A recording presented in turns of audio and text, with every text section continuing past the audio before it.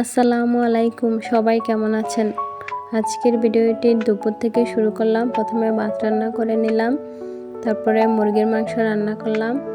আমি আর আমার বাচ্চারা মুরগির মাংসই বেশি পছন্দ করি, এজন্য মুরগির মাংসই বেশি রান্না করা হয় আমার।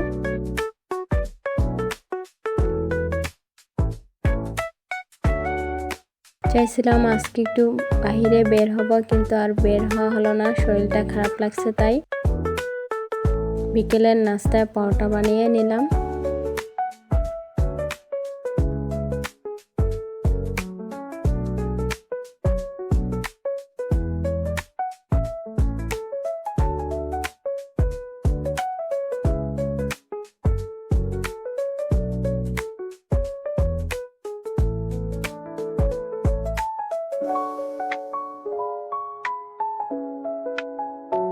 আজকের ভিডিওটি এ পর্যন্তই। সবাই ভালো থাকবেন। আল্লাহ হাফেজ।